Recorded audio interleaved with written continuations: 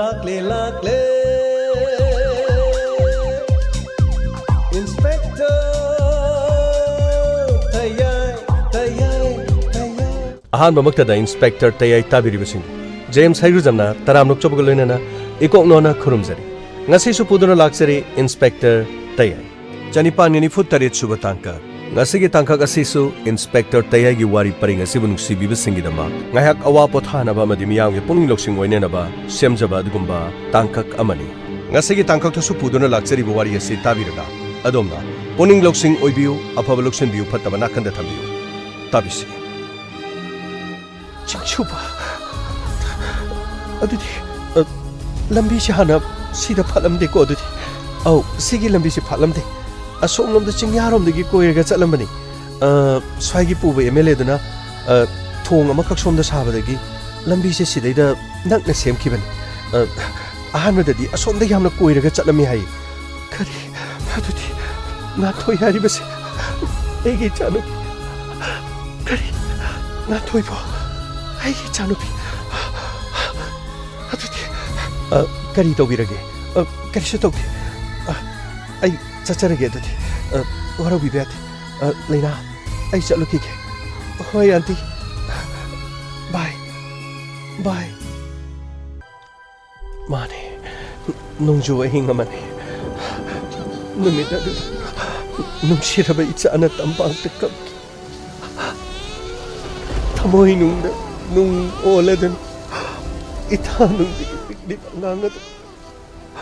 babong na pura ay nakibagi na to bigli pangangat ay ninumusikang na adak nasina ay namiray ruba igi ichado na ay ipunsi kalamlama ay mamiray ruba ay ichado na ay ipunsi kalamlama mani ay patabi maman arang arak tangaw jabi ayan mata pam jabi nung ayay pabata tibi ay namiray ruba ay ichado kumlang mabuktan na pitak papawapang na ay namapagi manak tundokan Tichado na nga sini ay ipunsikan binaba mani ay ne ay patabi mama machabo miray bangampi mapuri babu miray bangampi patabi atika ay chana ay ipunsibu kalam ni karigi ay chaleram drabadi nga si ay katel mayay aduda ay ipunsi loiraga naman atika karigi ay chana ay ipunsibu kalam ni ba ay namagi punsibu piki bagi madugi laman siglam ni ba nate adudi ay ichagi kunguligan Saki kunguliraga ay kasi mo chat ka na ay saki kunguliru ka na ay mama nacha nupido hojik pawbo halakte mamsi lawbo kaino ne ma toisibo magi suldubo numidang pawbo tamabrane 한제라니다 농가 좁으시다 내학가 직당 마팜 자다드나가 레이람바수에 가리에 소번이네 마기도 가리기노 아속 팅나 pawbo halaktrisibo nahan makai di sumna tawdeda 오 타우절레 kari tawbo yawbaja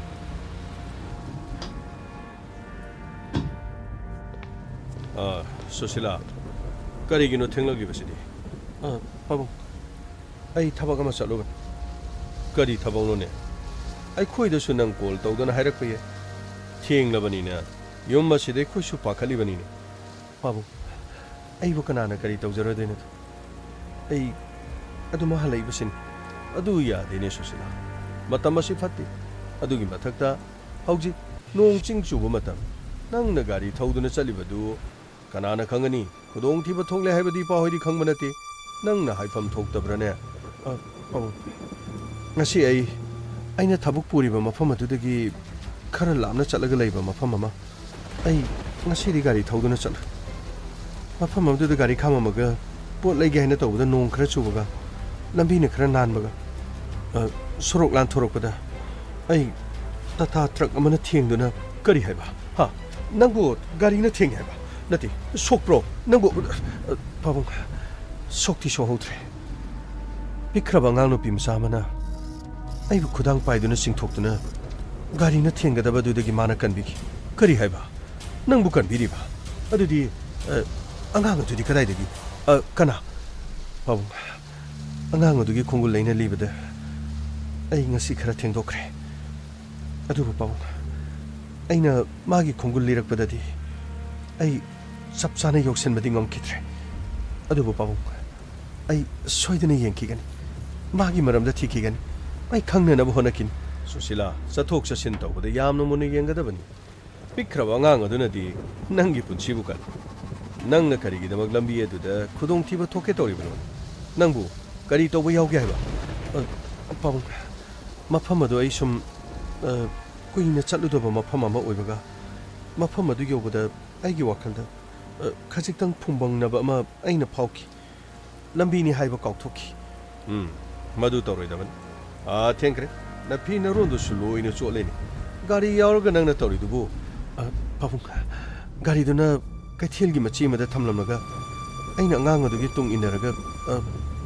magi manakta na chatkane adubu nongsu kanselak aina mahaku yengba matamda lambi aduda chapchana sangki habadi khanghaudabana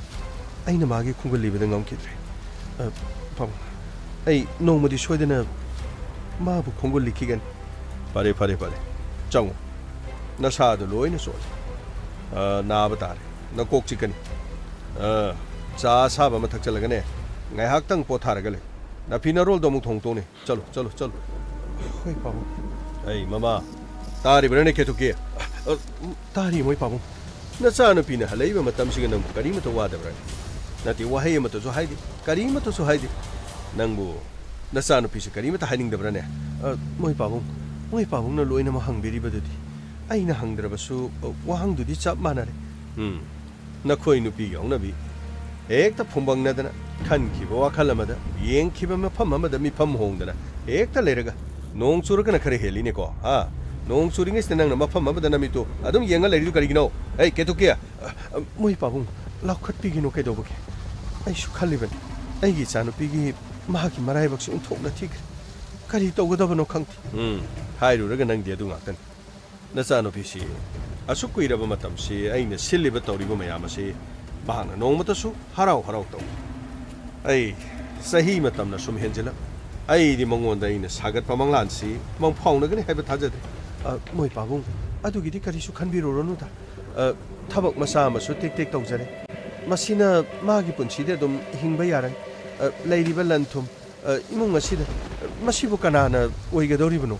magi ngaktan ai di thoina bu khandre nangi na sana pi sumadu khan ki bu wakhan na duna mahang na lepa phire baduna chummani haidana matamadu yeng supna tagi sahi kunga ma thoi kunga ni thoi da mana yum masi thadok tana mayum pali bani haidana na sana pi ne hekta luptan ma thong cha khidra ai khoi ge yeng na bada asuk ki mati khena khraba imung amade aduga mayum ma kai pali bani haidana pal madu da gi yung wa thok la thok oidana mahabu setok tana khaidok tana ham sahi taraga ni thoi tara homdoi phajal kadone matamadu da pigli bangang adu yum madu du hondok lamadana magi no bu yumba na ma pangadra magi da mukta haidana ina mafam masita doctor engineer thabuk tawbami aina magi da mukta pusalai ba mayam se no mata sumana yaba lekidi kari wakhan no khangdu kari no khali basi mana ai khangma ngamte ai wari du khara saune nango mama moi pabung oiga da ba mandre da matam masiga tawrisi ai kari gi oiru dori bano ne haujik chahi kunthra ga ni thoi kunthra umdo aina hari se monata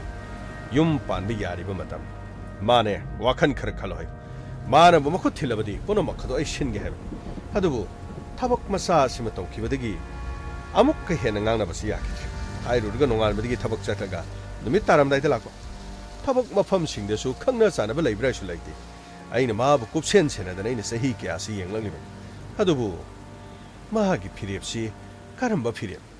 karamba khongpham duno kari aning ba pa ma leiribno haibadi khangmu ngamde dana moi pabung ꯊꯕꯛ ꯁꯣꯝꯕ ꯇꯧꯖꯔꯦ ꯑꯩꯒꯤ ꯋꯥꯗꯤ ꯅꯆꯥꯅꯨꯄꯤꯗ ꯍꯥꯏꯕ ꯋꯥꯁꯦ ꯅꯨꯡꯗ ꯏꯁꯤꯡ ꯆꯥꯏꯕꯒꯨꯝꯕꯅꯤꯗ ꯁꯣꯝꯗ ꯅꯣꯏ ꯁꯣꯝ ꯅꯥꯀꯟꯒꯤꯗꯣ ꯑꯗꯨ ꯍꯥꯟꯅ ꯂꯣꯏꯁꯜꯂꯨꯅꯦ ꯑꯗꯨ ꯍꯥꯟꯅ ꯂꯣꯏꯁꯜꯂꯨ ꯍꯣꯏ ꯌꯥꯔꯦ ꯑꯗꯨ ꯁꯥꯏꯠꯇꯨ ꯌꯥꯔꯦ ꯑꯩ ꯅꯣꯏꯒꯤꯗꯤ ꯀꯝꯗꯧꯔꯦ ꯁꯥꯔ ꯁꯣꯝ ꯅꯥꯀꯟꯗ ꯂꯣꯏꯅꯃꯛ ꯄꯣꯠꯇꯣ ꯂꯣꯏꯅ ꯊꯥꯡꯗꯔꯦ ꯀꯝꯄꯦꯅꯤꯒꯤ ꯃꯤ ꯑꯇꯣꯞꯄ ꯂꯥꯛꯀꯅꯤ ꯑꯗꯨꯒꯅꯦ ꯃꯐꯝꯁꯤꯒꯤ ꯄꯣꯠ ꯆꯩꯁꯤꯡꯁꯦ ꯂꯣꯏꯁꯜꯂꯒ ꯑꯁꯣꯝꯗ ꯑꯦꯛꯁꯄꯣꯔꯠ ꯇꯧꯒꯗꯕꯁꯤꯡ ꯑꯗꯣ ꯃꯗꯨꯒꯤ ꯄꯦꯛ ꯇꯧꯕ ꯂꯣꯏꯈ꯭ꯔꯕ꯭ꯔꯥ ꯁꯥꯔ ꯑꯁꯣꯝ ꯅꯥꯀꯟꯗ ꯄꯨꯝꯅꯃꯛ ꯒꯥꯔꯤꯁꯤꯡ ꯑꯗꯨꯗꯤ ꯄꯦꯛ ꯇꯧꯕ ꯂꯣꯏꯈ꯭ꯔꯦ ꯒꯨꯗ ꯌꯥꯝꯅ ꯐꯔꯦ ꯑꯗꯨ ꯅꯣꯏ ꯁꯥꯏꯠꯀꯤꯗꯣ ꯁꯣꯝꯒꯤꯗꯣ ꯂꯣꯏꯁꯜꯂꯨꯀꯣ ꯉꯥꯏꯍꯥꯛ ꯂꯩꯔꯗꯤ ꯁꯤ ꯂꯟꯁ ꯇꯥꯏꯝ ꯑꯃꯨꯛ ꯌꯧꯔꯛꯑꯅꯤ ꯁꯤ ꯂꯟꯁ ꯇꯥꯏꯝ ꯌꯧꯔꯛꯑꯗꯤ ꯅꯪ ꯊꯕꯛꯇꯣ ꯌꯥꯔꯣꯏ ꯁꯤꯒꯤ ꯃꯃꯥꯡꯗ ꯑꯝꯇ ꯂꯣꯏꯁꯜꯂꯧꯁꯤ ꯁꯤ ꯂꯟꯁ ꯕ꯭ꯔꯦꯛ ꯃꯃꯥꯡꯗ ꯁꯤꯒꯤ ꯁꯥꯏꯠꯁꯦ ꯑꯝꯇ ꯂꯣꯏꯁꯟꯁꯤ ꯐꯅꯤ ꯁꯥꯔ ꯁꯣꯝꯗ ꯑꯝꯇ ꯂꯥꯛꯁꯤ ꯏꯇꯥꯎ ꯁꯣꯝꯗ ꯑꯝꯇ ꯂꯥꯛꯁꯤ ꯑꯣ ꯂꯩ ꯀꯔꯤꯅꯣ ꯊꯕꯛꯁꯤꯕꯨ ꯑꯣꯟꯊꯣꯛꯅ ꯌꯥꯝꯅ ꯀꯟꯈ꯭ꯔꯦ ꯑꯩꯗꯤ ꯀꯝꯄꯦꯅꯤꯁꯀꯤ ꯊꯕꯛ ꯄꯨꯝꯅꯃꯛꯁꯦ ꯑꯁꯨꯛ ꯌꯥꯝꯅ ꯄ꯭ꯔꯣꯒ꯭ꯔꯦꯁ ꯂꯩꯒꯅꯤ ꯍꯥꯏꯕꯁꯦ ꯑꯩꯗꯤ ꯃꯪꯗ ꯐꯥꯎꯕ ꯃꯪꯗꯦ ꯈꯜꯂꯨꯗꯦ ꯏꯇꯥꯎ ꯄꯨꯝꯅꯃꯛꯁꯦ ꯑꯩꯅ ꯊꯥꯖꯔꯨꯕꯗꯒꯤ ꯏꯇꯥꯎꯅ ꯇꯧꯊꯣꯔꯛꯄꯅ ꯌꯥꯝ ꯍꯦꯜꯂꯤ ꯏꯇꯥꯎ ꯑꯣꯟꯊꯣꯛꯅ ꯅꯨꯡꯉꯥꯏꯈ꯭ꯔꯦ ꯑꯩ ꯇꯁꯦꯡꯅ ꯍꯥꯏꯔꯕꯗꯅꯦ ꯏꯇꯥꯎꯒꯤꯗꯃꯛꯇ ꯌꯥꯝꯅ ꯆꯥꯎꯊꯣꯛꯆꯕ ꯐꯥꯎꯏ ꯏꯇꯥꯎ ꯃꯥꯂꯦ ꯃꯁꯤ ꯄꯨꯝꯅꯃꯛꯁꯤ ꯏꯇꯥꯎꯅ ꯑꯩꯒꯤꯗꯃꯛꯇ ꯑꯅꯧꯕ ꯃꯄꯣ ꯑꯃ ꯄꯣꯛꯍꯟꯕꯤꯕꯅꯤ ꯄꯨꯝꯅꯃꯛꯁꯤ ꯏꯇꯥꯎꯅ ꯁꯤꯟꯕꯤꯕꯅꯤ ꯑꯩꯗꯤ ꯑꯩꯅ ꯇꯧꯒꯦ ꯈꯟꯕ ꯊꯕꯛ ꯀꯌꯥꯃꯔꯨꯝ ꯋꯥꯠꯂꯤ ꯃꯊꯪ ꯁꯨꯝ ꯇꯧꯔꯛꯀꯦ ꯁꯣꯏꯗꯅ ꯑꯩꯅ ꯇꯧꯔꯤꯕ ꯊꯕꯛꯁꯤꯡꯗꯨꯗ ꯃꯤꯠꯌꯦꯡ ꯆꯪꯕꯤꯌꯨ ꯅꯣ ꯀꯔꯤꯒꯤ ꯃꯤꯠꯌꯦꯡ ꯆꯪꯕꯅꯣ ꯅꯪꯅ ꯇꯧꯕ ꯊꯕꯛ ꯈꯨꯗꯤꯡꯃꯛꯇꯤ ꯑꯩꯗꯤ ꯀꯩꯁꯨ ꯄꯦꯟꯗꯕ ꯍꯥꯏꯕ ꯑꯃꯠꯇ ꯂꯩꯔꯣꯏ ꯑꯗꯨꯒꯅꯦ ꯑꯩꯒꯤ ꯑꯣꯕꯖꯦꯛꯁꯟꯁꯨ ꯑꯩꯅ ꯊꯣꯏꯅ ꯂꯩꯔꯣꯏ ꯑꯩ ꯅꯉꯣꯟꯗ ꯄꯨꯝꯅꯃꯛ ꯁꯤꯟꯅꯔꯤꯕꯁꯤꯅꯤ ꯑꯗꯨꯒ ꯏꯇꯥꯎꯅ ꯇꯧꯕꯤꯔꯤꯕ ꯊꯕꯛ ꯈꯨꯗꯤꯡꯃꯛꯇꯨꯒꯤ ꯃꯗꯨꯒꯤ ꯀꯥꯟꯅꯕꯗꯨꯁꯨ ꯑꯩ ꯃꯇꯝ ꯆꯥꯅ ꯑꯩ ꯈꯪꯅ ꯑꯗꯨꯝ ꯂꯣꯏ ꯇꯧꯖꯒꯅꯤꯀꯣ ꯑꯗꯨꯒ ꯉꯥꯏꯈꯣ ꯉꯥꯟꯊꯣꯏꯗꯨꯕꯨ ꯀꯝꯗꯧꯔꯒꯦ ꯃꯥꯒꯤ ꯏꯖꯨꯀꯦꯁꯟꯒꯤ ꯃꯇꯥꯡ ꯄꯨꯝꯅꯃꯛ ꯃꯥꯏ ꯄꯥꯛꯅ ꯑꯗꯨꯃꯛ ꯆꯠꯂꯤ ꯍꯟꯗꯛꯁꯨ ꯀꯔꯤꯅꯣ ꯅꯨꯄꯤ ꯑꯃꯈꯛ ꯂꯝꯕꯤꯗ ꯆꯠꯄꯗ ꯋꯥꯟꯊꯒꯦ ꯇꯧꯋꯦ ꯍꯥꯏꯕ꯭ꯔꯥ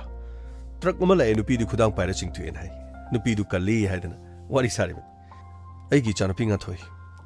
ꯃꯤꯕꯨ ꯃꯤꯅꯨꯡꯁꯤ ꯐꯥꯎꯕ ꯑꯗꯨꯒ ꯃꯥꯒꯤ ꯊꯃꯣꯏꯁꯤꯗꯤ ꯑꯉꯛꯄꯅꯤ ꯄꯤꯛꯈ꯭ꯔꯕ ꯑꯉꯥꯡ ꯃꯥꯅ ꯉꯥꯡꯊꯣꯔꯛꯄ ꯃꯥꯅ ꯇꯧꯊꯣꯔꯛꯄ ꯊꯕꯛ ꯈꯨꯗꯤꯡꯃꯛꯇ ꯇꯥꯏꯕꯪ ꯃꯤꯑꯣꯏꯕ ꯑꯩꯈꯣꯏꯒꯤ ꯃꯔꯤꯒ ꯂꯣꯏꯅ ꯂꯩꯅꯕ ꯍꯥꯏꯕꯗꯤ ꯑꯩꯈꯣꯏ ꯈꯛꯇꯒꯤ ꯃꯥ ꯈꯛꯇꯒꯤ ꯑꯣꯏꯕ ꯋꯥꯉꯥꯡꯗꯤ ꯇꯧꯊꯣꯔꯛꯄꯗ ꯑꯩꯈꯣꯏ ꯄꯨꯝꯅꯃꯛꯀꯤ ꯑꯣꯏꯕ ꯑꯗꯨꯒ ꯑꯩꯈꯣꯏ ꯈꯨꯟꯅꯥꯏ ꯑꯁꯤꯒꯤ ꯑꯣꯏꯕ ꯄꯤꯛꯈ꯭ꯔꯕ ꯑꯉꯥꯡ ꯃꯥꯒꯤ ꯋꯥꯈꯜꯂꯣꯟꯗ ꯂꯩꯔꯤꯕꯁꯦ ꯑꯗꯨꯗꯤ ꯀ꯭ꯂꯥꯁ 12ꯇ ꯂꯣꯏꯒꯦꯁꯅꯨ ꯃꯊꯪ ꯂꯣꯏꯔꯒ ꯃꯥꯒꯤ ꯏꯖꯨꯀꯦꯁꯟ ꯁꯤꯁꯇꯦꯝꯗꯨꯗꯤ ꯑꯩꯈꯣꯏꯅ ꯀꯔꯤꯅꯣ ꯆꯥꯟꯅꯒꯗꯕꯗꯨ ꯌꯦꯡꯒꯅꯤ ꯆꯞ ꯆꯥꯅ ꯃꯗꯨꯗ ꯑꯩꯈꯣꯏꯅꯅꯦ ꯃꯍꯩ ꯇꯝꯅꯅꯕ ꯍꯣꯠꯅꯁꯤ ꯃꯊꯪ ꯀꯝꯄꯦꯅꯤ ꯑꯁꯤꯒꯤꯁꯨ ꯁꯔꯨꯛ ꯑꯃ ꯁꯣꯏꯗꯅꯃꯛꯀꯤ ꯑꯩꯅ ꯂꯣꯏꯅ ꯁꯤꯟꯒꯅꯤ ꯏꯇꯥꯎ ꯉꯁꯤꯗꯤ ꯋꯥꯐꯝ ꯑꯃꯇꯪ ꯑꯩꯁꯤ ꯈꯪꯖꯅꯤꯡꯕꯅꯤ ꯇꯟꯖꯥꯁꯤ ꯊꯕꯛ ꯆꯤꯜꯍꯧꯕ ꯍꯥꯏꯕꯤꯌꯨ ꯀꯩꯗꯧꯔꯒꯦ ꯏꯇꯥꯎ ꯑꯩꯁꯤ ꯅꯪꯒꯤ ꯃꯔꯨꯞꯅꯤ ꯅꯪꯒꯤ ꯅꯊꯛꯇ ꯂꯩꯕ ꯕꯣꯁ ꯅꯠꯇꯦ ꯀꯔꯤꯒꯤꯅꯣ ꯅꯪꯅ ꯑꯗꯨꯛ ꯌꯥꯝꯅ ꯑꯩꯉꯣꯟꯗ ꯀꯣꯏꯅ ꯍꯥꯏꯔꯤꯗꯨꯕꯨ ꯀꯩꯗꯧꯔꯒꯦ ꯍꯥꯏꯌꯨ ꯀꯩꯗꯧꯔꯒꯦꯕ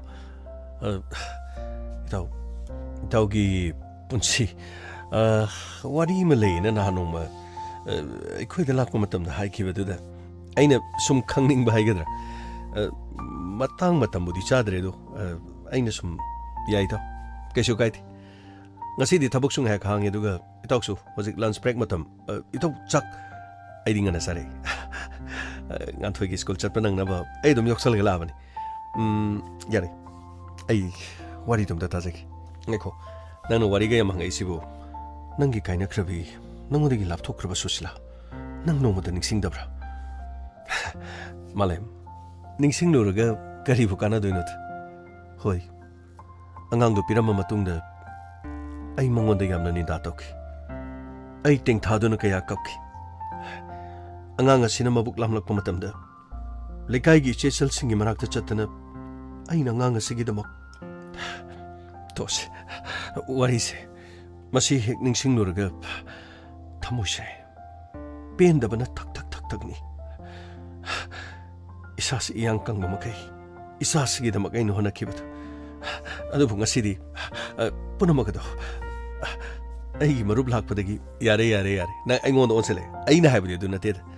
ꯅꯪꯅ ꯑꯩꯒꯤ ꯄꯨꯟꯁꯤꯒꯤ ꯃꯔꯝꯗ ꯅꯪꯅ ꯈꯪꯅꯤꯡꯗꯅ ꯍꯪꯉꯛꯄꯗꯨꯗ ꯅꯪꯅꯁꯨ ꯀꯔꯤꯒꯨꯝꯕ ꯁꯨꯁꯤꯂꯥ ꯅꯤꯡꯁꯤꯡꯂꯛꯄ꯭ꯔꯥ ꯅꯠꯇ꯭ꯔꯒ ꯁꯨꯁꯤꯂꯥꯅ ꯃꯌꯨꯝ ꯄꯥꯜꯂꯤꯗꯨ ꯀꯗꯥꯏꯋꯥꯏꯗꯅꯣ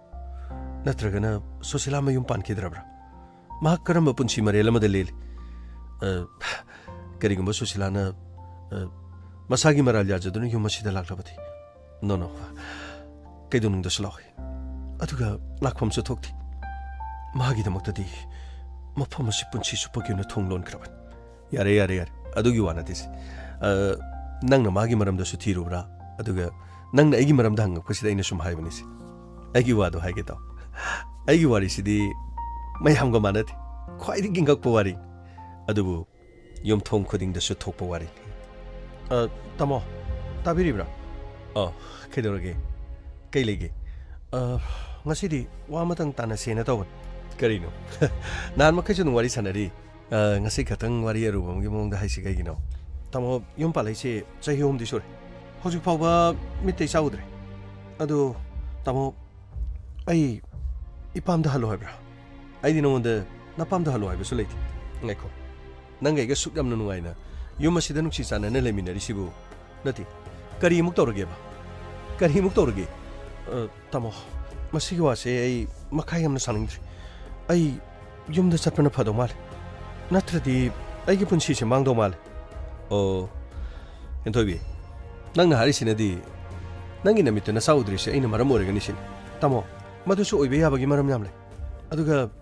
tamo na ngonda medical ki report ma piri bado madu di aina thajaba sungamti karigi aina piri ba medical report du nang thajadam na karigi tamo tamo di thabak chauna daw maru mapang yamna khangna bani na kanana khang samchin chajelago ina pirakpo eredi adudi nangna aigi thajadragana nanggi oina test tawrada aina nanga chalaga test tawse haibsu nangni yadi aduga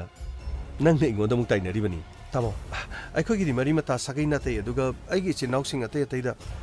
sigumba soiba mata leiti aingonda di tamo karisu soiba leiti imana su aingonda hai yaroi do boradi namitana sa uroi do borgana yumse thadoga laon hai ada ina tamo gi khalaga yumse thadoga chapasi aina madu ngamdraba tamo ai tamo bunungsi adu tamo mitte chaudana punchi chupa samane sum leibadine ai ngamgadaba manti aduna tamo wafamasi henthobi tare tara thono khalaga wanga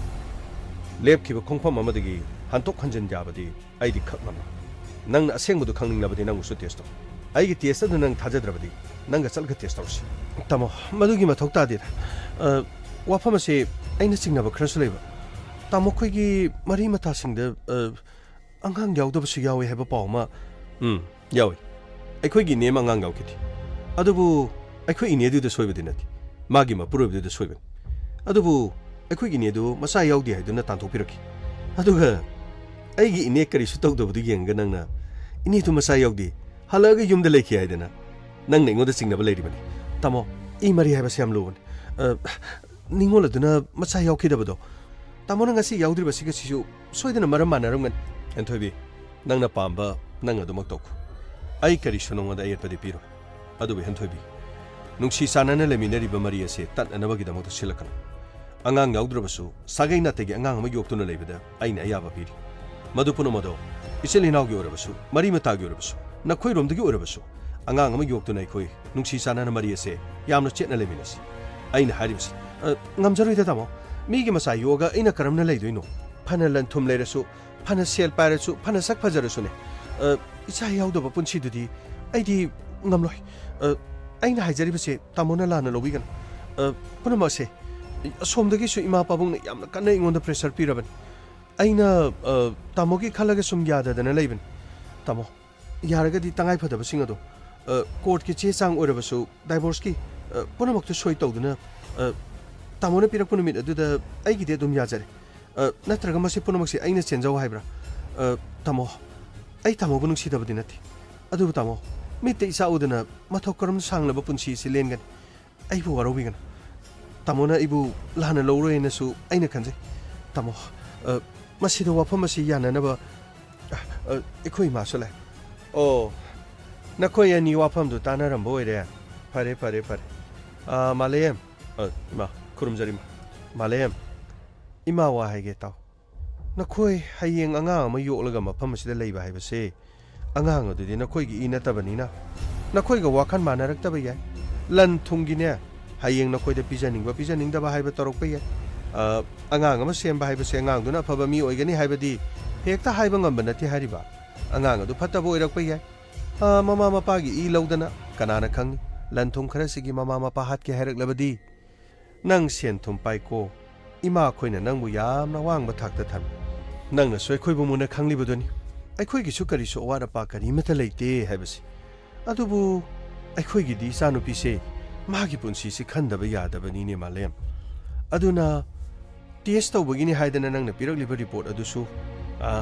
ꯑꯃꯕꯨ ꯑꯣꯏꯔꯦ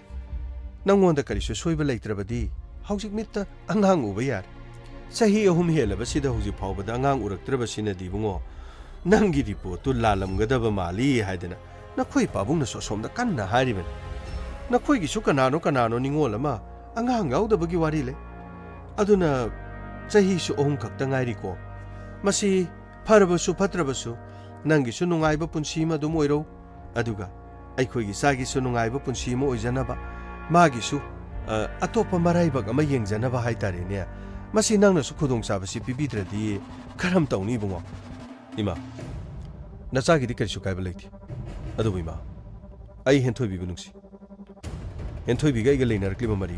ꯆꯍꯤ ꯀꯌꯥꯒꯤ ꯃꯃꯥꯡꯗꯒꯤ ꯑꯁꯣꯝꯅ ꯃꯤꯠꯇ ꯏꯆꯥ ꯎꯔꯣꯏ ꯍꯥꯏꯕꯗꯤ ꯑꯩꯅ ꯈꯟꯈꯤꯕ ꯂꯩꯇꯦ ꯑꯗꯨꯒ ꯏꯃꯥ ꯃꯉꯣꯟꯗꯕꯨ ꯁꯣꯏꯔꯕꯁꯨ ꯑꯩꯉꯣꯟꯗꯕꯨ ꯁꯣꯏꯔꯕꯁꯨ ꯁꯥꯒꯩ ꯅꯥꯇꯩꯒꯤ ꯏꯆꯤꯟ ꯏꯅꯥꯎꯒꯤ ꯑꯗꯨꯒ ꯑꯩꯈꯣꯏꯅ ꯅꯨꯡꯁꯤꯖꯕ ꯏꯃꯥ ꯍꯣꯏꯒꯤ ꯁꯥꯏꯠꯇꯒꯤ ꯑꯣꯏꯔꯕꯁꯨ ꯑꯩꯈꯣꯏꯗꯒꯤ ꯑꯣꯏꯔꯕꯁꯨ ꯅꯠꯇ꯭ꯔꯒ ꯏꯃꯥ ꯑꯣꯔꯐꯥꯟ ꯍꯣꯝꯗꯒꯤ ꯃꯃꯥ ꯃꯄꯥ ꯀꯅꯥꯒꯨꯝꯕ ꯑꯃꯠꯇ ꯂꯩꯖꯗ꯭ꯔꯕ ꯑꯃ ꯀꯅꯥꯒꯨꯝꯕ ꯑꯃꯠꯇ ꯈꯪꯗꯕ ꯃꯑꯣꯡꯗ ꯑꯩꯈꯣꯏꯒꯤ ꯏꯆꯥꯅꯤ ꯍꯥꯏꯗꯨꯅ ꯑꯩꯈꯣꯏꯅ ꯌꯣꯛꯄꯁꯨ ꯌꯥꯏ ꯏꯃꯥ ꯑꯗꯨꯒꯥꯏꯗꯤ ꯉꯝꯖꯔꯣꯏꯀꯣ ꯏꯕꯨꯡꯉꯣ ꯑꯗꯨꯒꯥꯏꯗꯤ ꯉꯝꯖꯔꯣꯏ ꯑꯇꯣꯞꯄ ꯁꯥꯒꯩꯒꯤ ꯏꯅꯒ ꯃꯁꯤꯗꯩꯗꯅꯦ ꯏꯃꯥ ꯒꯥꯏꯅ ꯇꯧꯁꯤꯟꯅꯕꯗꯣ ꯑꯩꯗꯤ ꯌꯦꯡꯕ ꯌꯥꯝꯅ ꯃꯤꯠ ꯅꯥꯏ ꯑꯩꯗꯤꯅꯦ ꯍꯌꯦꯡꯅꯦ ꯃꯃꯥ ꯃꯄꯥ ꯅꯨꯡꯁꯤꯕ ꯊꯣꯏꯅ ꯈꯪꯉꯣꯏꯗ ꯑꯌꯣꯛꯄ ꯃꯆꯥ ꯒꯥꯏꯗꯨꯅꯕꯨ ꯑꯌꯣꯛꯄ ꯃꯃꯥ ꯃꯄꯥꯗꯨꯕꯨ ꯀꯌꯥꯝ ꯅꯨꯡꯁꯤꯗꯣꯔꯤꯕꯅꯣꯅꯦ ꯏꯕꯨꯡꯉꯣ ꯑꯗꯨꯗꯤ ꯍꯥꯏꯔꯨꯅꯨꯅꯦ ꯍꯦꯛ ꯑꯄꯣꯛꯄ ꯃꯃꯥ ꯃꯄꯥꯗꯨ ꯄꯤꯖꯅꯤꯡꯗ꯭ꯔꯕ ꯃꯇꯝꯁꯤꯗꯕꯨ ꯑꯌꯣꯛꯄꯗꯨꯅ ꯍꯌꯦꯡ ꯀꯔꯤ ꯄꯤꯖꯔꯛꯀꯗꯣꯔꯤꯕꯅꯣ ꯀꯗꯥꯏꯗꯒꯤ ꯃꯥꯏ ꯏꯕꯨꯡꯉꯣ ꯃꯗꯨ ꯋꯥꯅꯅꯕ ꯊꯕꯛꯅꯤ ꯅꯪꯅꯁꯨ ꯋꯥꯅꯤ ꯅꯪ ꯅꯁꯥꯃꯛꯅ ꯑꯗꯨ ꯈꯜꯂꯤꯗꯣ ꯑꯩ ꯂꯣꯏꯅ ꯈꯪꯉꯤꯅꯦ ꯃꯔꯝꯗꯤ ꯅꯪ ꯅꯁꯥꯗꯅꯦ ꯁꯣꯏꯕ ꯂꯩꯔꯦ ꯍꯥꯏꯕꯁꯦ ꯅꯪꯒꯤ ꯋꯥꯉꯥꯡꯗꯨꯅ ꯈꯪꯉꯤ ꯑꯗꯨꯕꯨꯅꯦ ꯏꯃꯥ ꯈꯣꯏꯅ ꯅꯪꯕꯨꯁꯨ ꯅꯨꯡꯁꯤ ꯀꯔꯤꯅꯣ ꯂꯝꯕꯤ ꯂꯝꯈꯥꯡꯗ ꯊꯦꯡꯅꯕꯗꯁꯨ ꯑꯗꯨꯝ ꯀꯧꯅꯁꯤ ꯅꯪꯒꯤ ꯄꯥꯕꯨꯡ ꯈꯣꯏꯅꯅꯦ ꯉꯁꯤꯗꯤ ꯅꯆꯥꯅꯨꯄꯤꯗꯨ ꯂꯧꯔꯨꯔꯣ ꯍꯥꯏꯗꯅ ꯑꯩ ꯂꯥꯛꯑꯕꯅꯤ ꯅꯪ ꯀꯔꯤ ꯈꯜꯂꯤꯕ ꯄꯨꯝꯅꯃꯛꯁꯤꯡ ꯑꯗꯣ ꯀꯣꯔꯠꯀꯤ ꯀꯔꯤꯅꯣ ꯆꯦ ꯆꯥꯡ ꯏꯟꯅꯁꯤ ꯍꯥꯏꯕ꯭ꯔꯥ ꯀꯔꯤ ꯇꯧꯕ ꯄꯨꯝꯅꯃꯛꯇꯣ ꯅꯪꯅ ꯁꯦꯝꯃꯒ ꯄꯤꯔꯛꯑꯁꯨ ꯌꯥꯔꯦ ꯑꯩꯈꯣꯏꯅ ꯏꯔꯣ ꯍꯥꯏꯕꯁꯨ ꯏꯔꯛꯑꯒꯦ ꯅꯨꯡꯁꯤꯅꯅꯅꯦ ꯁꯥꯎꯅꯗꯅ ꯂꯩꯀꯥꯏꯗ ꯌꯥ ꯇꯧꯅꯗꯕꯤꯗ ꯋꯥꯐꯝꯁꯤ ꯁ꯭ꯋꯥꯏꯗ ꯁꯨꯝ ꯂꯣꯏꯁꯟꯅꯔꯁꯤꯅꯤ ꯏꯕꯨꯡꯉꯣ ꯃꯁꯤ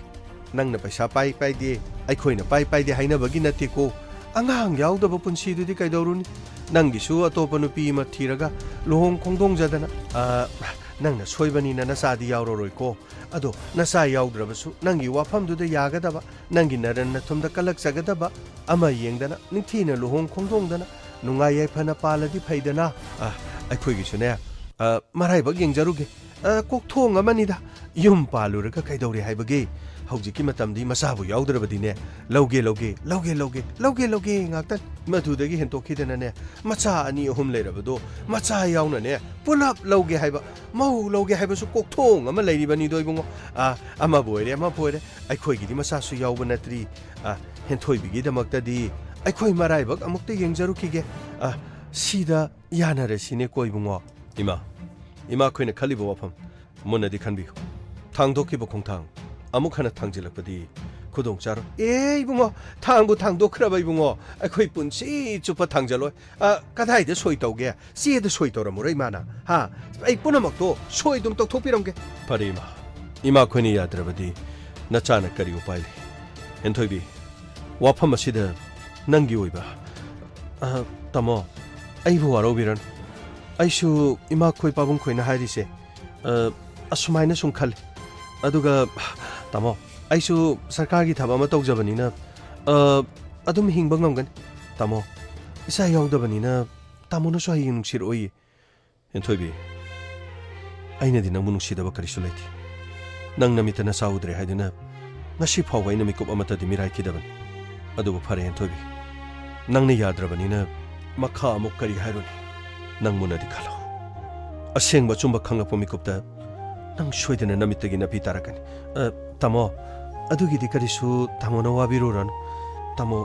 nungsiba ngaktana yadiko punchi se isa isu yaudradi kari dawni tamo hentoibi aisu asumna thokani haibadi khangdabanina matam khara tamogi punchi de yelure tamo ima ipana aigidi moina haibasi indradi amu phare henthoi bi yumas degi nang na puningba puna mapuko awat pa leira ba swingo dharo adu henthoi bi nang amuk tang demuna khalo nang nga si thang ni ba khong thang ase thang tok khrabadi amuk khana thang chen bi yaro haibase nang khak kaw khra phani tamo ai puna ma khangse ai tamuna lana lobi ganu ko tamo mase tungi khallaga aina lepchaba phire aigo warogan phare henthoi bi nanggi apamba dai yelaroi gari thaugjalo ngangcha matam aduda puning yamna nuksik aina mitki pi oror taba makai yum madudagi mahakna pochei hondokduna chatkhibaduda aina kaptuna phamagalai atabu mahakki mai thongda awabagi mami amata takidi ai khangi ma amasung ai gi punchi aroiba oire haina manglana du kaya wana saga jarki maga igi thungnana bu honarakpada aikhoi inina lemina rakhiba khongpham wasak mina khiba kaya pumnamaga tu magi maphamda karisu leitana aikhoi inigi punchi da angang yaudi haibagi dama aikhoi inigi nungsiba bu karisu leitaba magumna lauduna magna nokhedana imung adudagi magna chatkhiba numit makhoi gi mamana punamaga to yamna harauna makhoi sagai na tai mari mata sing punamak kauduna mafam madudagi harauna pochai thangdoktuna puraga chatki numit ke ani chaba thakpa changki thi lekai miyam mamangde kai banangki nupi na hundok piram laba nupi ne mirai bi bahai bo wahi edu phanguna ina mimangda thokpa phawbi kai duna laiki adu minung si ai tabi nung siba masak khangdabi mahakado labna chatki aigi punchidagi labna chatki sagai na tai kay amaram na ibo atopa nupi mamuk luhongna na magidamak sinki adubo aina punamakto inthoki amuk khana yum palaro haina lepki yum pandraga kari tobaki yum panbagi asengba mahaw adushu aingondagi hena kanana khanglamgadage aigi punchi kathuklaban mapogse ai kathuklabani chingchuba aigi apamba kalakpa aigi thamoi gi oiba aningba aigi personal life da nupi amabu aigi thamoi da thamba haibado aina mu khana khankhidri khanchu khalaroi kari noita adudi hauji phawi taw yum pandre chingchuba kari gi palugani aigi punchida asuk chawni kaiba aigi punchida asuk amna maithiba piram labda aibu kanana thajabigani hai aibu karama nupina thajagani mamita macha udabagi mahakki loina binu hundok piram laba nupa amada nupi amana aigi nakta mataw karamna maduda laklabasu aigi lanthu aigi leisariba pomno maksinga sikhalakpagi oiba taba natra nati nahak landi habadudi aduga doctor da medical test ki report aduna punamado aina mangonda utpa matamda mahakna thajaki anoba kana ama laga pofam adugu thajabiga dorigi ai karisu khanti aduga chikchuba khwaidigi nokningba yamna nungairiba waridi masigi matungda lakpa wari adu kari wari hai mahak among hane mayum mani mahak among hane mayum panki khanghaudi tha phadana mayum panki madugi matung khara leraga chahi ama khajiktang henba doi dormal nupaduga khainaraga yumda lai hai kari maram gino haibadi aisu khangti sagai gi mising ningonda tamakpadadi nupadu atopa nupi ma thikre aduga asengba medical report da henthoibi mamita macha uroidoba nupi amani haiba doctor na hairake kari haiba adudi shori si henthoibi da mani chingsoba ai mahak puning thizana doctor da yengkhrabati matamadu da aina mabu nungairaro haidina mahaki report adi kari mata phangdi aigi report su kari soiba leite haidina ina mangod otki adubu mana aibu thajaki doctor aduga iga khangnabanina aigi report adu lana pisilapani haidina mahana khanki ai henthoibi bu nungsibana mangonda soibani mamita macha amohana uraroi haiba wafamdo aina mangonda haikidi ꯑꯩꯅ ꯁꯣꯏꯔꯒꯅ ꯑꯩꯕꯨ ꯉꯥꯛꯄꯤꯌꯨ ꯍꯥꯏꯕ ꯃꯤꯅ ꯁꯣꯏꯔꯒꯅ ꯑꯩꯅ ꯃꯤꯕꯨ ꯉꯥꯛꯄꯤꯕ ꯉꯝꯗꯕ ꯍꯥꯏꯕꯗꯨꯕꯨ ꯃꯤꯑꯣꯏꯕꯒꯤ ꯑꯊꯣꯏꯕ ꯙꯔꯃꯔꯥ ꯑꯩ ꯃꯥꯕꯨ ꯅꯨꯡꯁꯤꯕꯅ ꯑꯩꯒꯤ ꯄꯨꯟꯁꯤ ꯈꯣꯡꯂꯣꯏꯅꯤ ꯍꯥꯏꯗꯨꯅ ꯑꯩꯒꯤ ꯅꯥꯛꯇ ꯂꯥꯛꯈ꯭ꯔꯕꯅꯤ ꯃꯉꯣꯟꯗ ꯁꯣꯏꯔꯕꯁꯨ ꯃꯤꯒꯤ ꯃꯆꯥ ꯑꯣꯏꯔꯕꯁꯨ ꯁꯥꯒꯩꯒꯤ ꯏ ꯑꯣꯏꯔꯕꯁꯨ ꯃꯁꯛ ꯈꯪꯗꯕ ꯑꯣꯔꯐꯥꯟꯗꯒꯤ ꯑꯣꯏꯔꯕꯁꯨ ꯑꯩꯈꯣꯏꯒꯤ ꯏꯆꯥ ꯑꯣꯏꯅ ꯑꯦꯗꯣꯞ ꯇꯧꯁꯤ ꯌꯣꯛꯁꯤ ꯍꯥꯏꯕ ꯃꯇꯝꯗ ꯃꯍꯥꯛꯅ ꯑꯩꯕꯨ ꯂꯥꯟꯅ ꯂꯧ ꯃꯍꯥꯛꯀꯤ ꯃꯃꯥꯅꯁꯨ ꯑꯩꯕꯨ ꯂꯥꯟꯅ ꯂꯧ ꯄꯨꯝꯅꯃꯛ ꯑꯗꯣ ꯑꯩꯉꯣꯟꯗ ꯁꯣꯏꯕꯗꯒꯤ ꯑꯩꯅ ꯃꯤꯒꯤ ꯃꯆꯥ ꯌꯣꯛꯁꯤ ꯍꯥꯏꯕꯅꯤ ꯍꯥꯏꯗꯨꯅ ꯃꯈꯣꯏꯅ ꯈꯟꯈꯤ ꯃꯗꯨꯃꯛꯇ ꯃꯈꯣꯏꯅ ꯐꯤꯔꯦꯞ ꯑꯗꯨ ꯂꯧꯗꯨꯅ ꯑꯩꯕꯨ ꯃꯤꯌꯥꯝ ꯃꯃꯥꯡꯗ ꯅꯨꯄꯤꯅ ꯄꯥꯝꯗꯕ ꯅꯨꯄꯤꯅ ꯍꯨꯟꯗꯣꯛꯂꯝꯕ ꯃꯁꯥꯒꯤ ꯏꯖꯠ ꯌꯦꯡꯗꯅ ꯑꯩꯒꯤ ꯏꯖꯠꯄꯨ ꯈꯣꯡꯒꯥꯎꯅꯔꯝꯗꯨꯅ ꯀꯩꯔꯣꯜ ꯂꯩꯀꯥꯏꯗ ꯑꯩꯕꯨ ꯌꯣꯜꯂꯝꯕ ꯑꯗꯨꯕꯨ ꯉꯁꯤꯗꯤ ꯃꯁꯥꯅ ꯂꯪꯖꯈꯤꯕ ꯃꯔꯥꯜ ꯃꯁꯥꯅ ꯐꯪꯖꯔꯦ ꯆꯤꯡꯁꯨꯕ ꯑꯣ ꯑꯗꯨꯗꯤ ꯃꯍꯥꯛꯇꯤ ꯑꯃꯨꯛ ꯍꯟꯅ ꯃꯐꯝ ꯑꯁꯤꯗ ꯄꯥꯎ ꯐꯥꯎꯔꯛꯄ ꯅꯠꯇ꯭ꯔꯒ ꯃꯈꯣꯏꯒꯤ ꯃꯃꯥꯒꯤ ꯃꯥꯏꯀꯩꯗꯒꯤ ꯑꯩꯈꯣꯏꯒꯤ ꯃꯔꯤ ꯃꯇꯥꯁꯤꯡꯗ ꯃꯈꯣꯏꯒꯤ ꯃꯃꯥꯅ ꯀꯔꯤꯅꯣ ꯍꯥꯏꯔꯦ ꯑꯗꯨꯕꯨ ꯑꯩ ꯊꯣꯏꯗꯣꯛꯅ ꯀꯔꯤꯁꯨ ꯈꯜꯂꯨꯗ꯭ꯔꯦ ꯍꯧꯈꯤꯕꯗ ꯃꯈꯣꯏꯅ ꯑꯩꯒꯤ ꯑꯋꯥꯕ ꯀꯔꯤꯁꯨ ꯈꯪꯈꯤꯗꯦ ꯃꯈꯣꯏꯗꯤ ꯍꯧꯖꯤꯛꯁꯨ ꯑꯋꯥꯕ ꯀꯩꯁꯨ ꯑꯣꯏꯔꯝꯃꯣꯏ ꯃꯤꯌꯥꯝ ꯃꯃꯥꯡꯗ ꯏꯀꯥꯏꯕ ꯅꯪꯈꯤꯕꯗꯨ ꯏꯀꯥꯏꯕ ꯐꯅꯅꯕꯒꯤ ꯍꯥꯏꯔꯛꯄ ꯑꯣꯏꯔꯝꯕ ꯌꯥꯏ ꯑꯗꯨꯕꯨ ꯑꯩꯉꯣꯟꯗꯗꯤ ꯍꯥꯏꯔꯛꯄꯗꯤ ꯀꯩꯁꯨ ꯂꯩꯇꯦ ꯑꯩ ꯉꯁꯤ ꯐꯥꯎꯕ ꯃꯍꯥꯛꯀꯁꯨ ꯂꯝꯕꯤꯗ ꯅꯠꯇ꯭ꯔꯒ ꯊꯕꯛ ꯊꯧꯗꯣꯛ ꯆꯠꯄꯗ ꯊꯦꯡꯅꯕꯁꯨ ꯂꯩꯇꯦ ꯃꯍꯥꯛꯀꯤ ꯄꯨꯟꯁꯤ ꯃꯇꯝ ꯄꯨꯝꯅꯃꯛꯇ ꯅꯨꯡꯉꯥꯏꯕ ꯌꯥꯏꯐꯕ ꯑꯐꯕꯗ ꯑꯣꯏꯁꯅꯨ ꯑꯗꯨꯕꯨ ꯏꯇꯥꯎ ꯑꯇꯣꯞꯄ ꯅꯨꯄꯤ ꯑꯣꯏꯔꯁꯨ ꯌꯨꯝ ꯄꯥꯟꯅꯕꯒꯤ ꯉꯥꯏꯈꯣꯅꯦ ꯅꯪꯅ ꯑꯩꯉꯣꯟꯗ ꯍꯥꯏꯔꯤꯗꯨꯕꯨ ꯅꯆꯥꯅꯨꯄꯤꯁꯨ ꯌꯥꯝꯅ ꯆꯥꯎꯕ ꯅꯠꯇ꯭ꯔꯤ ꯅꯪꯁꯨ ꯑꯇꯣꯞꯄ ꯌꯨꯝ ꯄꯥꯟꯅꯅꯕ ꯇꯧꯕꯗꯤ ꯀꯔꯤ ꯀꯥꯏꯒꯦ ꯅꯠꯇꯦ ꯑꯩꯗꯤ ꯃꯗꯨ ꯌꯥꯗꯦ ꯑꯩꯒꯤ ꯏꯆꯥꯒꯤꯗꯃꯛ ꯑꯩꯗꯤ ꯀꯠꯊꯣꯛꯂꯕꯅꯤ ꯑꯩꯒꯤ ꯄꯨꯟꯁꯤ ꯑꯩꯒꯤ ꯏꯆꯥꯅꯨꯄꯤ ꯉꯥꯊꯣꯏꯒꯤꯗꯃꯛꯇꯅꯤ ꯑꯩ ꯑꯗꯨꯒꯨꯝꯕ ꯂꯝꯕꯤꯗ ꯑꯗꯨꯒꯨꯝꯕ ꯋꯥꯈꯜ ꯑꯃꯠꯇ ꯑꯩꯉꯣꯟꯗ ꯈꯟꯕ ꯂꯩꯇꯦ ꯑꯩꯒꯤꯗꯤ ꯏꯆꯥꯅꯨꯄꯤꯕꯨ ꯃꯇꯤꯛ ꯆꯥꯅ ꯁꯦꯝꯃꯅꯤ ꯆꯨꯝꯃꯤ ꯑꯩ ꯅꯪꯕꯨ ꯌꯥꯝꯅ ꯊꯥꯒꯠꯂꯤ ꯏꯇꯥꯎ ꯑꯗꯨꯒ ꯑꯩꯁꯨ ꯀꯠꯊꯣꯛꯂꯕꯅꯤ ꯃꯤꯑꯣꯏꯕ ꯈꯨꯟꯅꯥꯏ ꯑꯁꯤꯒꯤꯗꯃꯛ ꯀꯅꯥ ꯂꯩꯖꯗ꯭ꯔꯕꯁꯤꯡꯒꯤꯗꯃꯛ ꯏꯇꯥꯎ ꯉꯁꯥꯏꯗꯒꯤ ꯑꯩꯅ ꯋꯥꯔꯤ ꯁꯥꯖꯟꯗꯅ ꯂꯣꯏꯅꯃꯛ ꯃꯇꯝꯁꯨ ꯂꯣꯏꯅ ꯃꯥꯡꯉꯤ ꯑꯗꯨꯗꯤ ꯌꯥꯅꯤ ꯏꯇꯥꯎ ꯊꯕꯛ ꯈꯔ ꯋꯥꯠꯂꯤ ꯑꯩ ꯑꯃꯨꯛꯇ ꯂꯣꯏꯁꯤꯟꯖꯔꯛꯈꯤꯒꯦ ꯐꯔꯦ ꯑꯗꯨꯗꯤ ꯍꯣꯔꯦꯟ ꯆꯠꯂꯝꯗꯥꯏꯗ ꯍꯥꯏꯔꯝꯃꯣ ꯑꯩ ꯌꯨꯝ ꯐꯥꯎꯕ ꯊꯤꯟꯗꯣꯏꯅꯤꯀꯣ ꯍꯣꯔꯦꯟ ꯋꯥꯔꯤ ꯁꯥꯟꯅꯁꯤ ꯐꯔꯦ ꯏꯇꯥꯎ ꯑꯗꯨꯗꯤ ꯑꯩ ꯁꯣꯝꯗ ꯑꯝꯇ ꯆꯪꯖꯟꯒꯦ ꯑꯉꯥꯡꯆꯥ ꯅꯈꯣꯏ ꯂꯣꯏꯔꯕ꯭ꯔꯣ ꯁꯣꯝꯗ ꯂꯥꯛꯑꯣ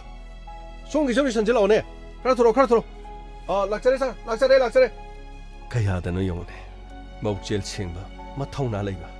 ꯍꯣꯠꯅꯕ ꯀꯟꯕ ꯅꯣꯡꯃꯗꯤ ꯁꯣꯏꯗꯅ ꯅꯨꯡꯉꯥꯏꯒꯅꯤ ꯃꯃꯥ ꯅꯆꯥꯅꯨꯄꯤꯁꯤ ꯍꯟꯗꯛ ꯐꯅꯗꯤ ꯀꯨꯏꯔꯦꯁꯦ ꯃꯥꯅ ꯇꯧꯔꯤꯕ ꯃꯑꯣꯡꯁꯤ ꯀꯔꯤ ꯃꯑꯣꯡ ꯌꯨꯝꯗ ꯊꯦꯡꯅ ꯍꯟꯖꯤꯜꯂꯛꯄ ꯍꯥꯏꯔꯨꯔꯒ ꯑꯉꯥꯡ ꯑꯗꯨꯒꯤ ꯈꯣꯡꯒꯨꯜ ꯑꯉꯥꯡ ꯑꯗꯨꯒꯤ ꯈꯣꯡꯒꯨꯜꯗꯨ ꯀꯌꯥꯝ ꯀꯨꯏꯅ ꯂꯤꯒꯗꯧꯔꯤꯒꯦ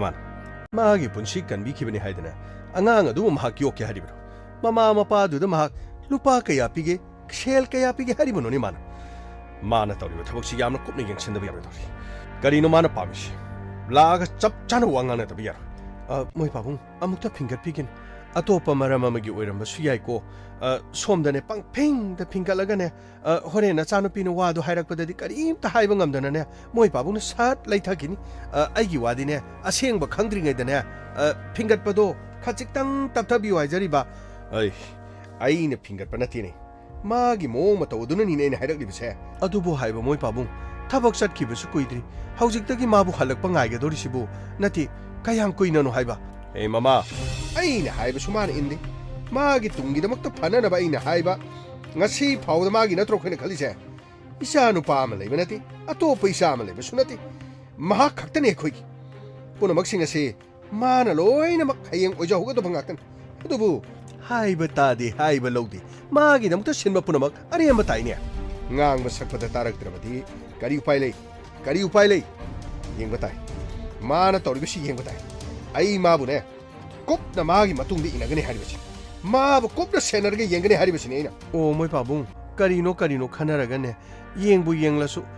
ꯇꯞꯅ ꯈꯟꯅꯔꯒ ꯂꯣꯏꯅꯃꯛ ꯌꯥꯕ ꯉꯥꯛꯇꯅꯤ ꯐꯤꯡꯒꯤꯕꯁꯤꯅ ꯀꯔꯤꯅೋ ꯐꯤꯡꯃꯟꯗꯅꯅꯦ ꯏꯁꯥꯗꯣ ꯀꯟꯇ꯭ꯔꯣꯜ ꯇꯧꯕ ꯉꯝꯃꯣꯏꯌꯦ ꯒꯥꯔꯤꯒ ꯊꯧꯗꯣꯔꯤꯗꯣ ꯑꯩ ꯆꯠꯂꯒ ꯌꯦꯡꯈꯤꯒꯦ ꯄꯨꯝꯅꯃꯛꯁꯤꯡ ꯑꯁꯦ ꯀꯔꯤ ꯂꯩꯒꯦ ꯍꯥꯏꯕꯗꯣ ꯑꯩ ꯆꯠꯂꯒ ꯌꯦꯡꯈꯤ ꯑꯁꯤ ꯅꯠꯇ꯭ꯔꯕꯗꯤꯅꯦ ꯑꯃꯠꯇ ꯌꯥꯔꯔꯣꯏ ꯄꯨꯝꯅꯃꯛꯁꯦ ꯄꯨꯡꯃꯥꯡꯕ ꯇꯥꯔꯦ ꯑꯩ ꯊꯣꯛꯈꯤꯒꯦ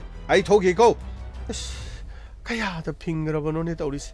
ꯃꯁꯥ ꯃꯊꯟꯇ ꯐꯤꯡꯃꯟꯗꯅꯅꯦ ꯃꯁꯥ ꯃꯊꯟꯇ ꯌꯩꯁꯟꯗꯗꯅ ꯁꯣꯛꯆꯩ ꯍꯥꯏꯕꯗꯨꯅꯤꯅꯦ ꯀꯔꯤꯅꯣ ꯇꯧꯒꯗꯧꯕꯁꯤ ꯃꯣꯏ ꯃꯄꯥꯝꯆꯥꯁꯤꯕꯨ ꯑꯩꯕꯨ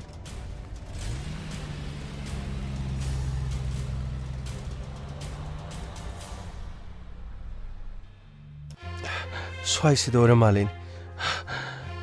माना हाइजिनखिबदु पुंगदी तारकलेसे मावदी लंबीदा लाकपसु उदे ममानबीदसु उदेन करम स्कूल दा तंबनो हाइबसु खंगथि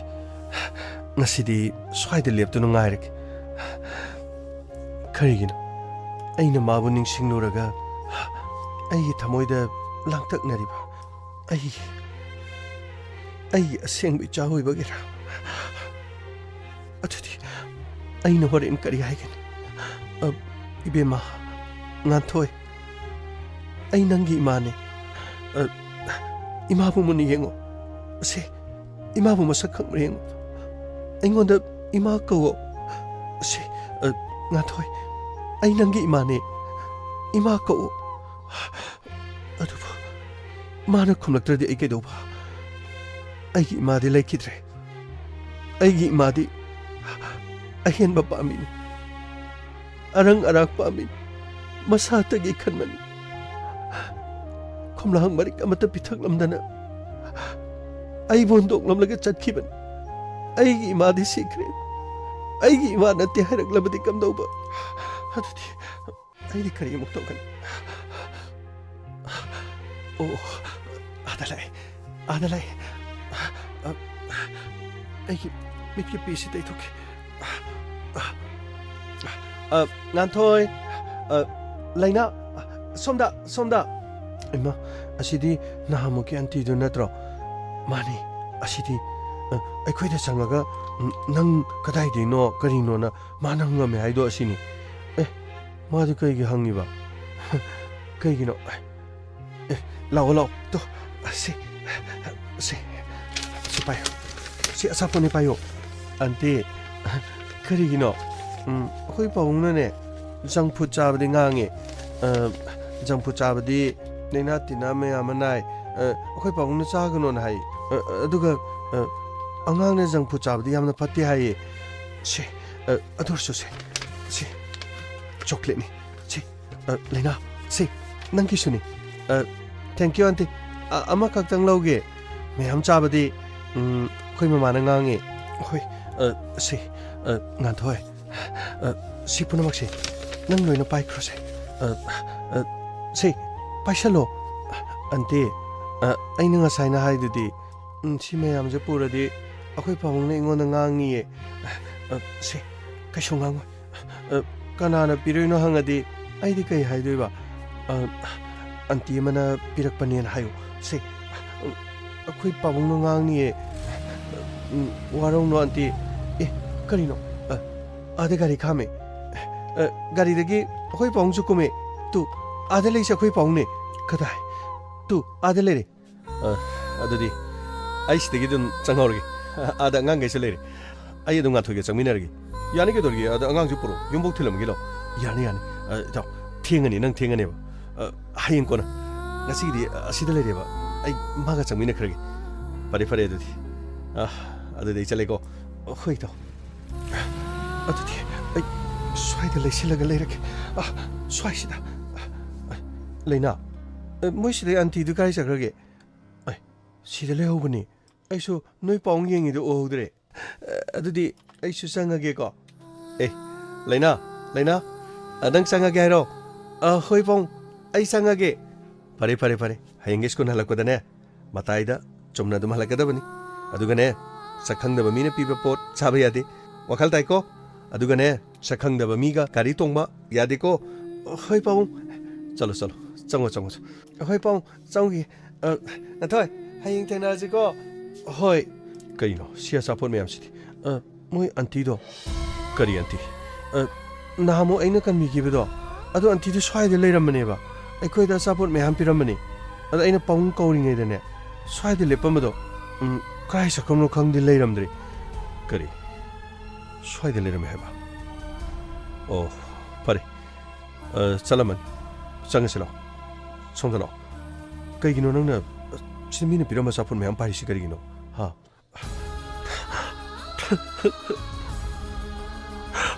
ngathoi nang ai gi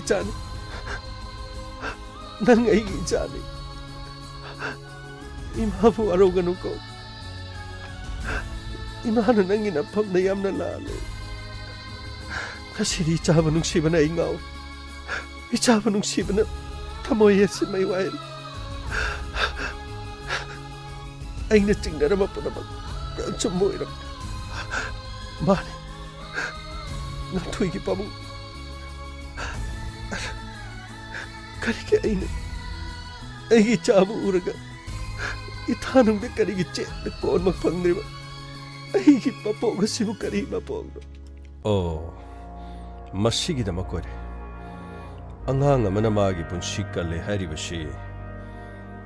Singsubagi macawa rin. Singsubagi maca haibadi. Isyanupigi maca. Masigidama ko rin. Mapagi masakasi ubadagi. Ang hanga sini haiba kang. Masigidama mana. Masigi wal marumasit sang silaga mana kaptunan rin. Ay, ngasi디 yumda wa chap chang nang na dabiya.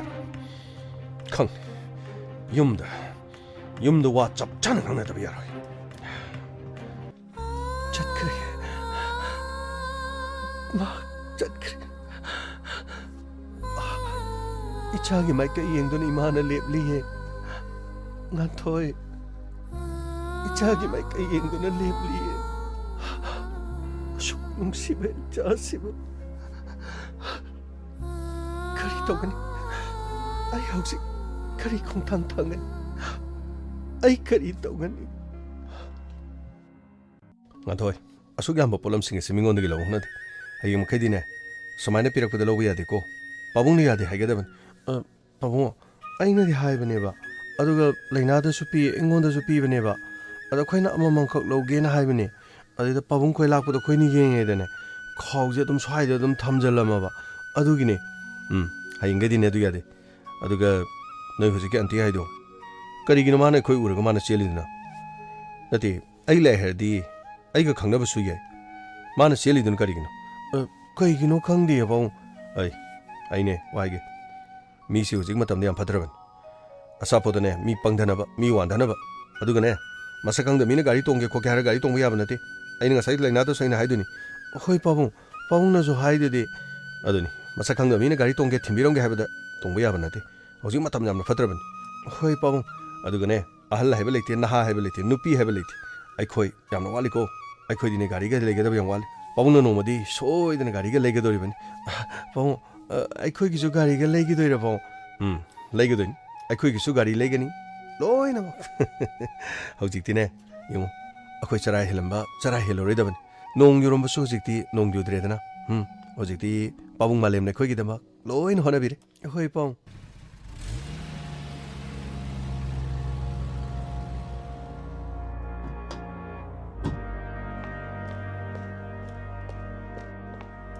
ngai ko so sila. Pabung nang no unari ba nga adu nang bukan bi habadra. Mani pabung. Adudi jingshobagi macha. Mani pabung. Adudi nang inasa. Mani pabung. Ai gi chane. Ai gi cha. Mami nang nganthoi. Kari nganthoi. Madugi da maktara. Nang na theng nan jalaktana angang adugi khongol lire bani haiduna nang toribada. Mani pabung. Ai gi chan. Ai gi thanung digi. Pabung na mulaga namduna pibi ki. Kari aina mulaga namduna pibi ki. Ai ngasidi nang na angang nungsire natra. Ai di na hawai sa dunungsi. Pabung khoina namduna. Ai bu yummachi da thambiraga. Ai madu punamak adu ai khoine nangi damuk phanaba sinkibani ne. Ai khoine nangi damuk phanaba. Pabung phanaba sinbo erabasu. Matam adu ai wakan kan ki. Pabung khoina haiba wa aina punamak haiki. Adu pabung ai ngasidi ichadu nungsi bani na ichadu kaina ba ai punsigi kaina ba dingamaro kari punsigi kaina ba dingamaro adudi nang nupada sunungsire natra pabung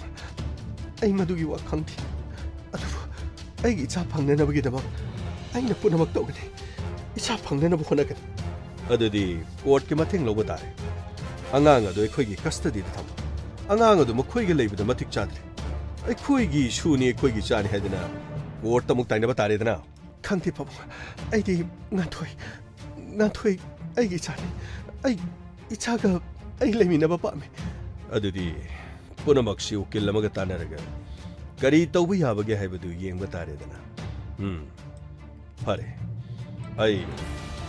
ꯎꯀꯤꯜꯗ ꯑꯃꯨꯛꯇ call ꯇꯧꯔꯒ ꯋꯥꯔꯤꯁꯤꯒꯤ ꯃꯇꯥꯡꯗ ꯑꯩ ꯈꯟꯅꯈꯤꯒꯦ Lakle lakle Inspector Tayai Tayai Tayai Lakle lakle Lakle lakle Inspector Tayai Tayai Tayai Uthanaba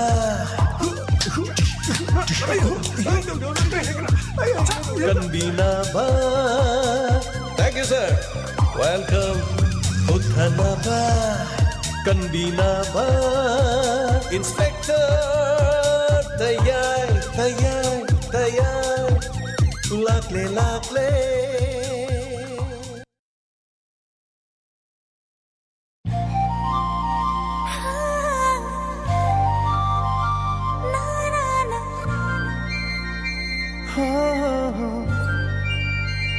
La la la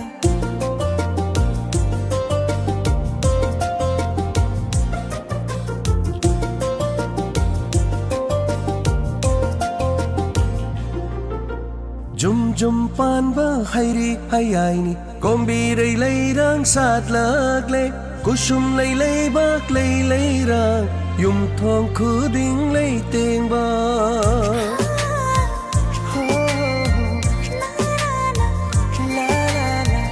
Jum pan ba hairi hayai ni kombi rei lei rang sat lag le kusum lei lei bak lei lei rang yum thong khu ding lei teng ba sazibu sairao ba lagle lagle sairao ba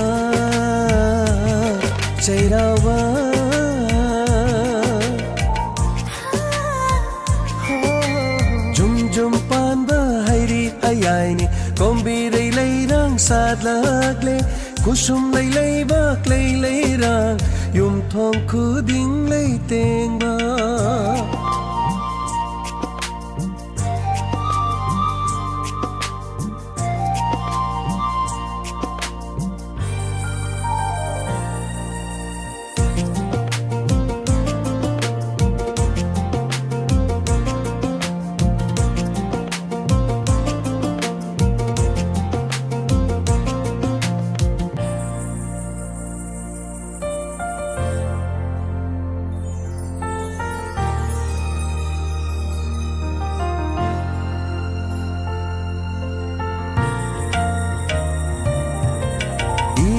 Shuna thongan khuding ngamjaba katnari Lairam lenda chakraba singda tara chindam nava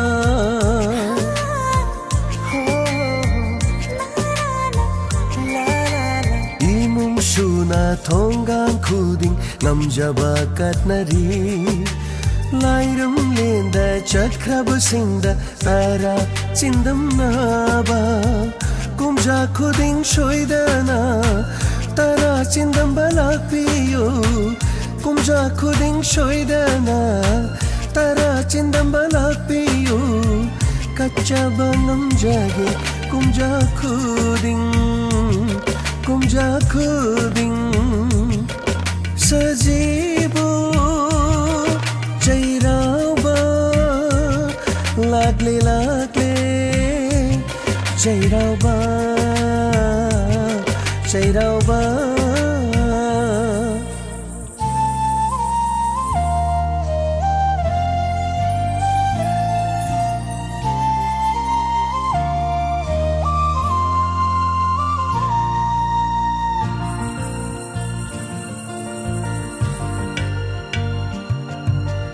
Hainam lainam na yom la re Mai kai khuding ma hai pa lai pa thallare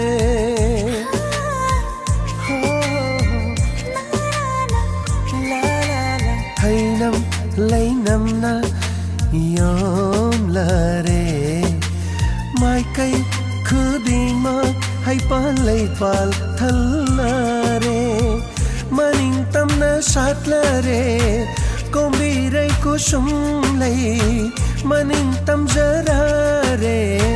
mahausa lai re bisu ya kai rakle akhang kan bi lấy bạc lấy su ya kai rakle akhang kan bi lấy bạc lấy su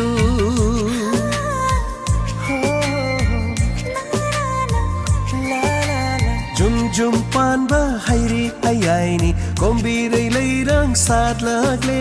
kusum lei bak lei rang yum thong khu ding lei teng ba sajibu jairao ba lagle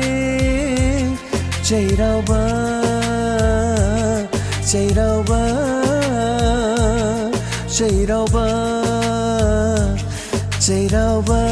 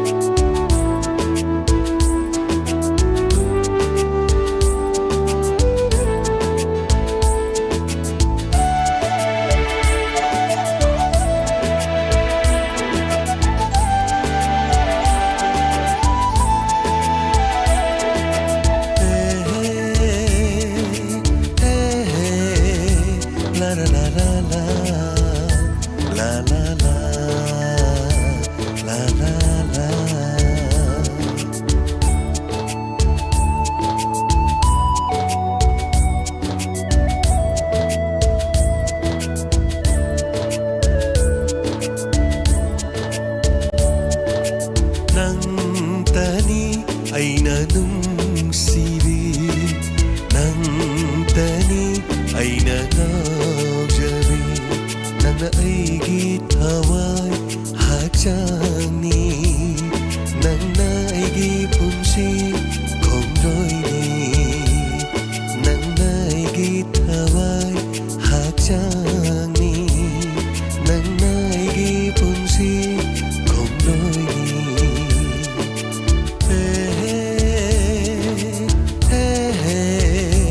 la la la la la la la la la la la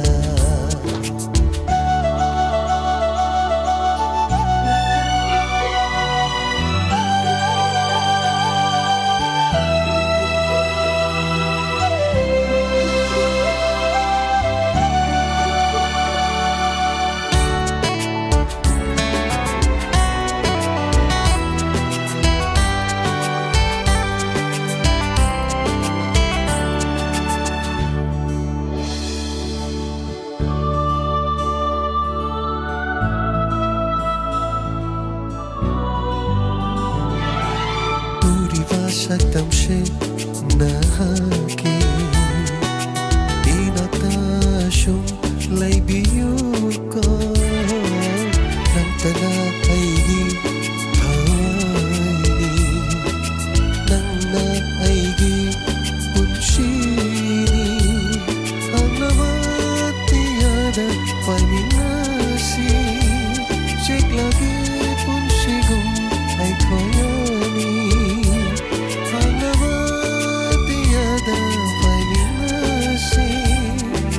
lagi pun sigum aku nang tanaigi pun sini hajake hawai se nangi nang tanaigi pun sini Hanana takasari nga sige lantok sariba Inspector Tayai hanjan batangkak tabiriba panamapu mayamna pibirapa feedback amadi comment ngasigi wainadi pasararoi warobidana wahijari lantok sariba thorum asigi makatarapa atenba break amagi matungda lantok sagani kanana ngami yengnasi olen is olini sendoi sabi olena saduna laksagi olini sendoi sabi lantok sariba thorum asida mayam punamuk saru yaminasi ngasigi thorum si mayam ngahak nok na ba imay bilsing ngahak pothana ba haidana leizariba nupa staff singa nupi sarga thoksar kadoini mayam punamana support tobiyu mayam punamana puning to piyu haidana ngasigi live yengbigaduri besel nau singa madi wari tabiri basing khonjeloina tabiri basingda ningsingjari hojiki wene dime ku khradang mayam dagi lap thoksagi punama pu alen sapam namuka nei konona khurumjari